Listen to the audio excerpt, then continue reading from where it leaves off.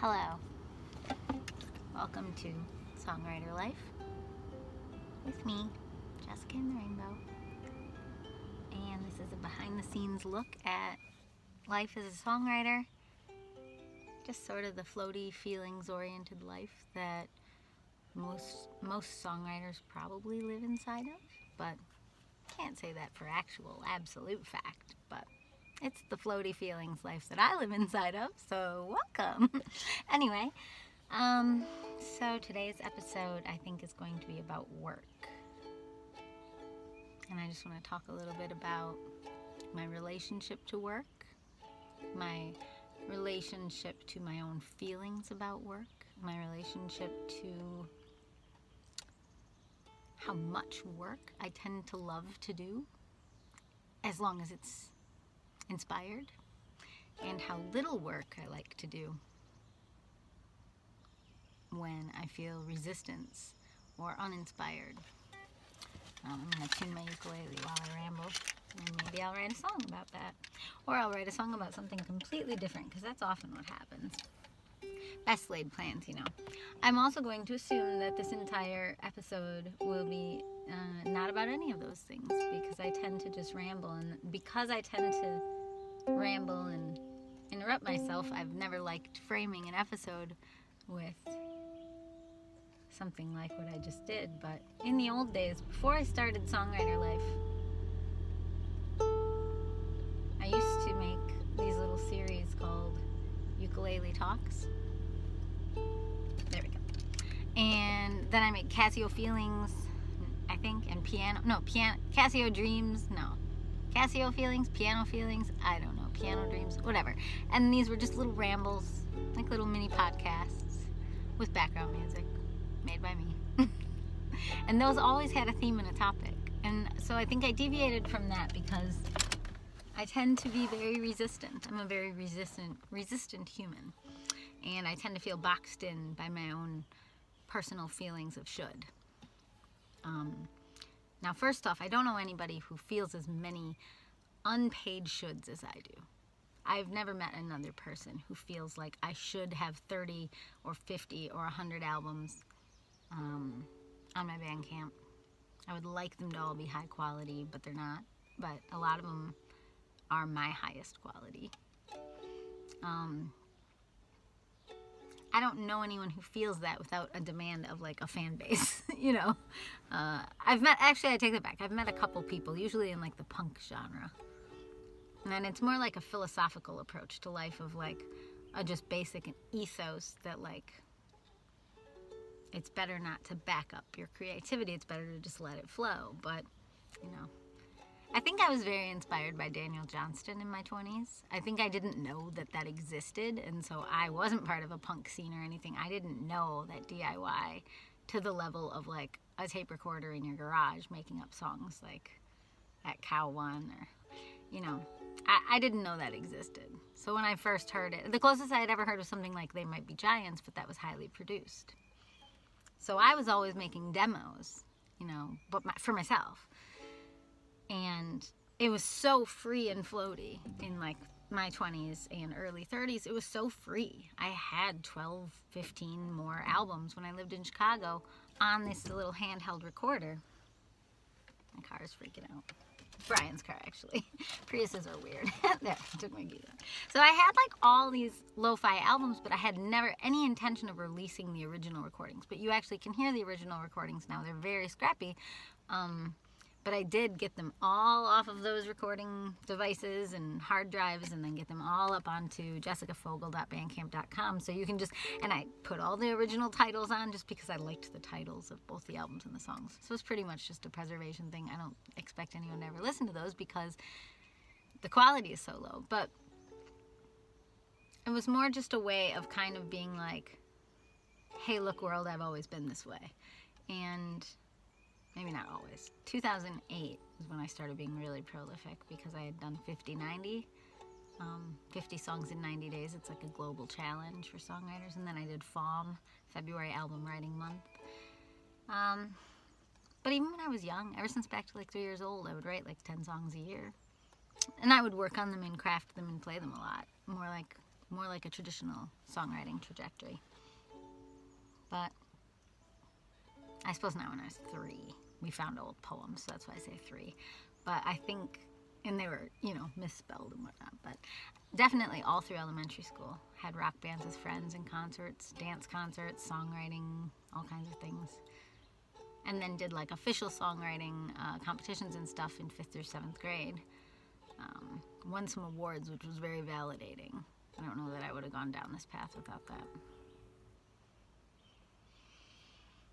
But that was also very confusing, because then I started to equate working hard with getting a reward, and if you don't get the reward, there would be no point of working hard. So like, same with grades. Grades were very validating for me, and so then I would work hard. I would stay up all night and write papers in college too, and work. But if there wasn't a grade or some sort of back pat, terrible work ethic.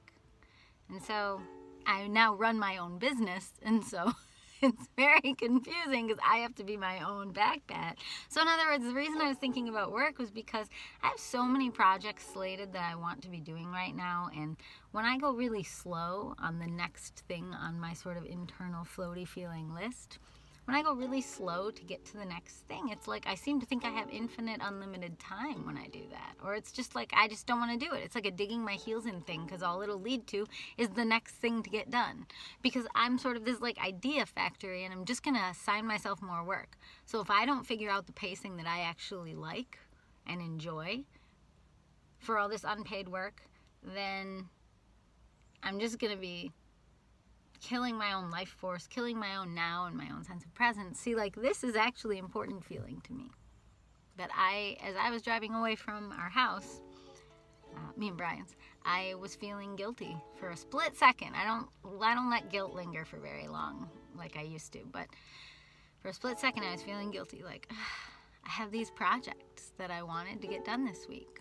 One of them even has a really cool deadline that's really meaningful to me, that comes up once every year for 4 years now, and I want to get it done. I really do.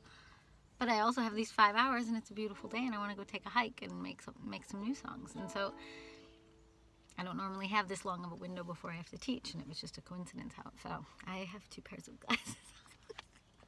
I don't know. These were on my face, and then these were because I was headed out the door, and I was putting them somewhere. Anyway.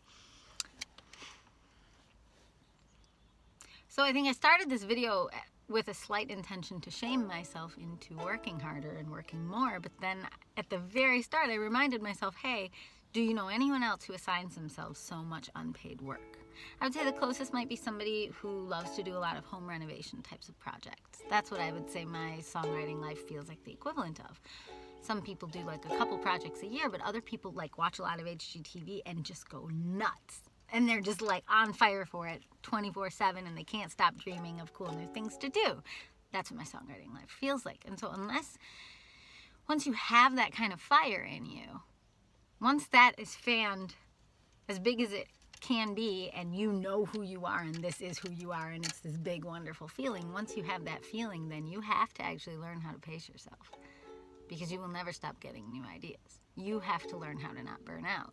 And so I think when I go take these nature drives, nature hikes, songwriting adventure drives, making YouTube videos that I'm not even putting in the right amount of time anymore to upload and keep up with. Like, I'm about 8 months behind now on uploads on YouTube, because I just lost the fire for the upload piece of it, because the upload piece of it is watching and reliving the old piece. But because I've been so immersed in trauma healing in this last year, and just the trauma of COVID that we're all going through, I feel like I'm having less of a willingness to devote an evening to like rewatching one of those, writing a little blurb on YouTube, sharing it, getting those songs back in my head. It's like, I did get through the hardest, thorniest part, which was from September, when I went on what I called the spiritual sabbatical. Well, I did solitury to my brothers, and wrote songs up through northern Michigan, and then I did the spiritual sabbatical. It's a sabbatical, I called it that. I gave it a cute name, but basically it was revisiting a bunch of old, really depressing places and depressing memories in Wisconsin, where I had been really wounded in my early 20s. by some really, really awful people. I try not to relive that. Anyway, but, you know, the YouTube videos that I'm uploading now are past that. They're out of that. But maybe I can sense that they're just out of that. And then I've caught up to the part right before I go on what I call Jitter's Great Adventure. And Jitter's Great Adventure was when I was going to start, because it's my first time ever driving west. I never had been to mountains. Like, this is just last September, October. And I did it by myself. And I stayed with my sister. And I drove up a mountain, like a 14er. Well, not all the way to the top of a 14er, but I went 8,000 feet up. I'm like, this is a big deal for me. So I was like, oh, I'm going to give it a name, Jitter's Great Adventure, and then, you know, Songwriting Life, or Songwriter Life, the name of the show. I had like a graphic made for it, and like I was going to start making these feel more like shows, and I don't know. Maybe because I'm 8 months behind, it's hard to like shift the way I'm doing the show. And who says I even need to shift the way I'm doing the show? Like, did starting with a construct help you watch this? Actually, it probably did. It'll help me watch it so that I know what that one's about. Like, I think we all like having like a theme or a hook or something to kind of hang on to. I mean, I'm already 11 minutes into rambling at you. Like, that's not how all the shows of my youth felt. Those were fast-paced, and they kept moving, and there were new things, and they, I don't know, episodic and moments. And I think I have a dream of doing something like that someday, but I don't think, not only am I not ready, but I feel like that will come naturally if it needs to come. Otherwise, I will just be the rambly weirdo who writes songs in the middles of my rambles, or at the beginnings, or at the ends, whichever one I feel like. I got really constructive criticism one time from somebody who gave me a very strict way that I should be doing it. And for a while, I felt like boo to him. And then later, I felt like, he's probably right. And then later, I felt like he's for sure right. And then I tried to do it his way. And then at the end of doing it his way, I was like, oh my gosh, why do I listen to people? Why do I decide I'm not valid as I am and do it someone else's way? Did that get me more fans? Did that get me anything other than a feeling of I'm small and ashamed because I wasn't doing for so many years the way that he has decided is the right way? Or do I now feel bolder in my own strength and in my own feeling of my way is the right way for me? And what you're saying is objectively true for you, subjectively true in terms of truth. Most truth is subjective, personal truth. Like when somebody says, you shouldn't wear black with brown, they're saying, I think you shouldn't wear black with brown. Like, and then you are allowed to respond with, I think you shouldn't wear black with brown because you don't like it. But I think I should wear black with brown because I love it. That's actually true for me. And that was just a thing in the 90s. Like, people were so, blah, blah. People just vilify things and vilify other people's preferences and choices. It's all subtle, if not overt bullying. It really is. If anything pours out of your mouth that says, no offense to someone I deeply love, but says something like, you shouldn't use Comic Sans, the font. That became like a joke, like a meme, like, don't use Comic Sans, that's the overused font. If that pours out of your mouth, you have just bullied anyone who loves Comic Sans. Sorry, you have, and I'm bullying you back right now, but I'm saying you shouldn't bully, or you shouldn't state a loud opinion of what other people should do, and I'm shooting back at you by saying, well, people should each other. But you can go ahead and keep doing that, but then be prepared for people like me in the world who are the ones who've been shoulded their whole lives by other people, finally speaking up and saying, hey, that effed me up, like a lot, because I'm one of those rare people. I don't think it's actually that rare. I think it's a lot of introverts. I'm one of those people who spent 20 plus years trying to keep up with all the shoulds that people like you were putting on me. If strong and dominant and confident people who are confident in their own opinions, who people don't speak back to you, people don't tell you that your opinion's wrong because you've learned to say it loudly. And so when dominant people are in spaces, non-dominant, I don't know what to call it, passive people are giving you your power by being passive. It is a gift. I have given you all your power. here you go. That is what your confidence is. But when I can take my power away by deciding I don't think your words are meh. So I'm trying to give permission to anybody who gives other people too much power through your compliance with them. And this can happen even in the most noble spaces. I saw it last year, even in some of the most idealistically noble people and noble movements. I saw it.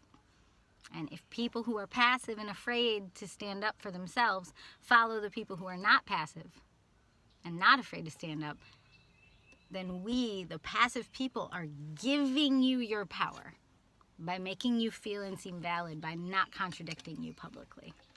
But what I've learned to do, and I'm doing it right now, is contradict you publicly and say, no, I do like X, I do like Y, I am this, I am that. So I guess to bring this back to the topic of work, which I actually do find interesting and I'm not just doing because it feels forced, to bring this back to the topic of work,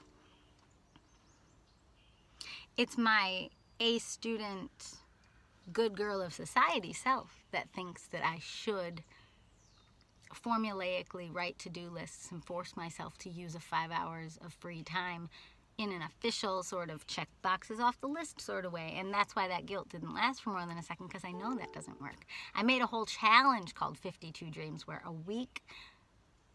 52 weeks out of a year, I drew a task out of a jar that had been backed up, and then I did it for that week, and then when I got done, I reported back on YouTube, like, this task was hard, this was me trying to make a TED Talk, this was me trying to sew stuffy cloud magnets for merch, this was me, I don't even know, like, writing a kids album, and I just went through 52 unattended to dreams for the whole year.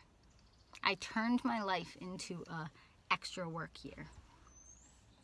And all I got out of it, no offense, but all I got out of it, no offense to myself, all I got out of it was a sort of affirmation of that joke phrase that I heard in 12-step rooms back when I used to go to those, until those kind of got really shaming. Ugh. At least where I went. And it was the saying, stop shooting all over yourself. So that's what I had done. It's kind of what I did for 4 years of challenges, where I just kind of felt like what I was too small. I was too unimportant. I was too unfamous. I was too unknown. I was too unnecessary. And if I spent 20 years and $200,000 in piano training and getting an MFA and going to grad school for musical theater writing, and I had to put all this work into my talents and skills, and then I was kind of doing nothing with them, and I was unknown and I wasn't successful, then that was embarrassing to me. So I was like, well, let me write a song every day for a year, because I know I can. Because I had been doing it. I just hadn't been doing it publicly. So I flipped the script and I started working to an insane level. And I had already written hundreds of songs a year, but I was like, well, I'm going to really work to bring it into the world so you can see it and you can believe me that I'm better than you. I don't even know what the goal was. I honestly just kind of wanted people to care about the songs I was writing. I didn't want people to sit around thinking I'm better than them, because then that just leads to either envy or alienation or annoyance at me for being different. I don't know many people who just ramble for 18 minutes and don't lose their train of thought and keep going. I mean, what is this? Who could even be friends with me if I have this many things to always say? I have a couple of close friends. That's all I probably need. I get very anxious in normal social environments because I don't know. It takes me a lot of words to make a simple point. And some people then, if they were me, they just wouldn't talk very much. Probably. Because it's exhausting even to be me, let alone probably to listen to me. If you were my friend and you wanted to, like, go back and forth. I don't know. A lot of my friends were people, or are people, who can have chats for, like, 3 hours, But then it sometimes just ends up feeling like therapy, and it can kind of get awkward. Like mutual therapy, like back and forth, like helping each other. But I don't know.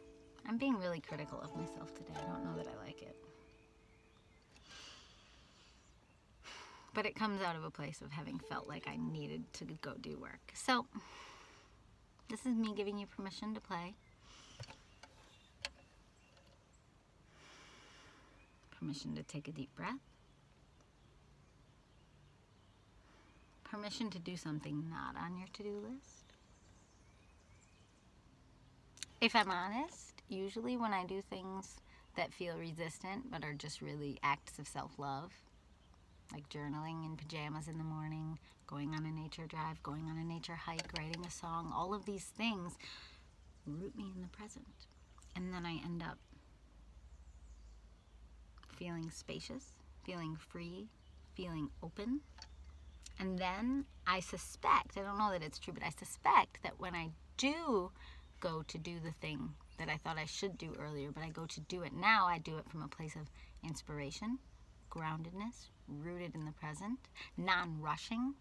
Like it flows at the actual pace that the thing wanted to flow, rather than my feeling of panic and anxiety that it should be going faster.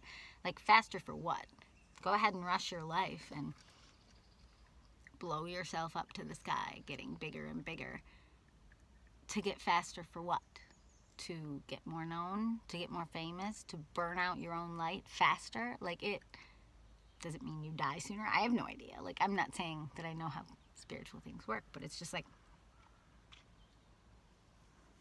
you can either find your natural resonance and your natural flow, or you can fight it. You can either kind of relax into it. You'll still work hard, I suspect. I could be wrong. I think a lot of non-work in the world is like almost like falling into addiction. That's the kind of avoidance that maybe gets dangerous. I don't know, but healthy habits are nice. Okay, I'm gonna write a song. I think. I just stressed myself out with that one.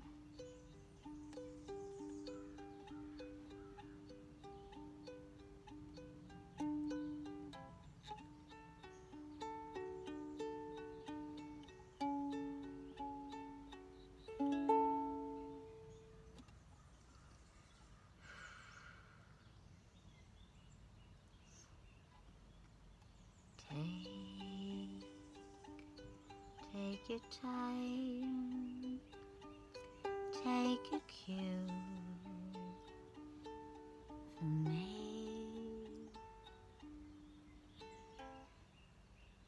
Let this word break you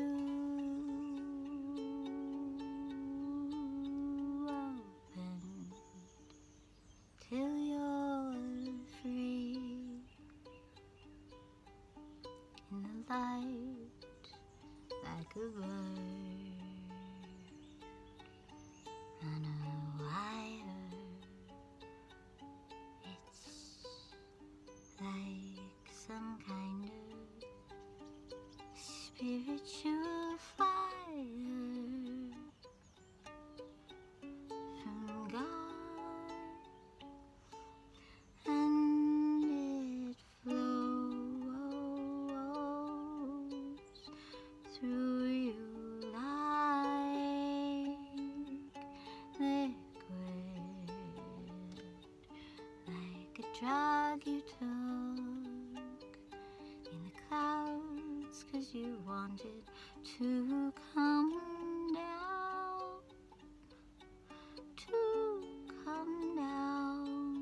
and it's a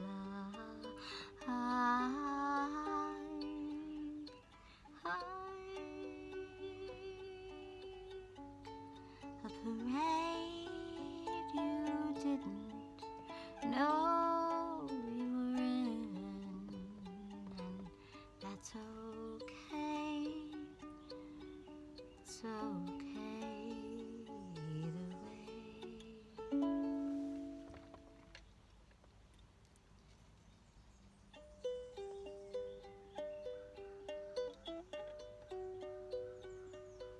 It's okay.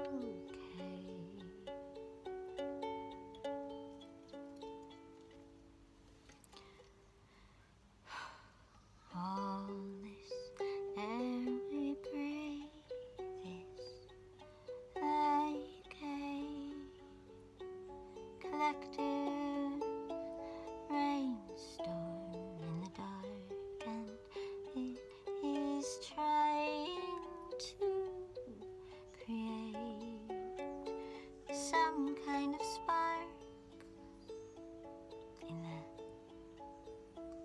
liquid air and that fragrant mist all around you.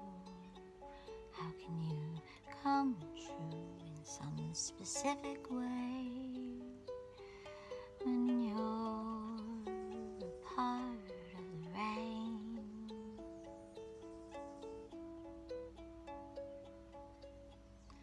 But it's okay, it's okay,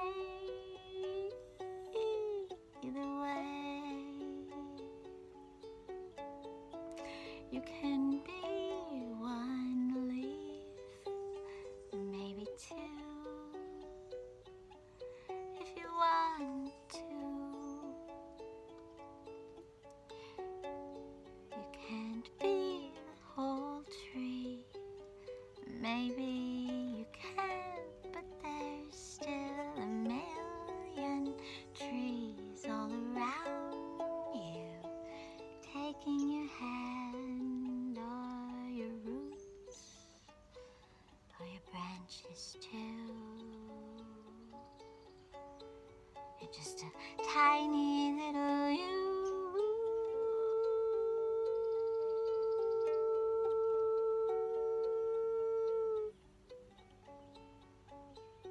Tiny little you coming true.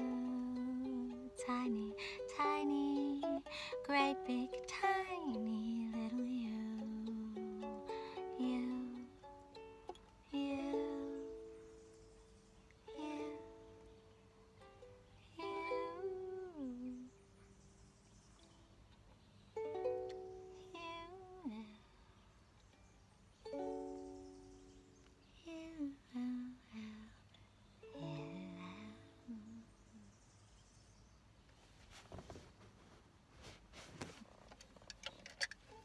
Well, this has been an episode of how I make myself cry. Just kidding. But kind of not kidding. I think when I leave my brain alone to the parade of thinking that happens all day long for all of us. I mean, even the wisest souls say they can barely stay in meditative thoughts and feelings, you know? They get distracted just like any of us.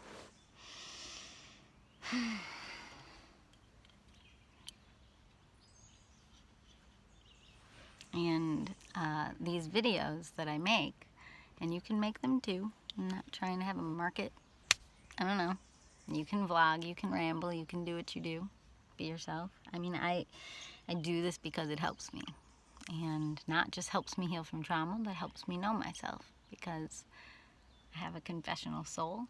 And when I was a child, those confessions were in the form of songs only.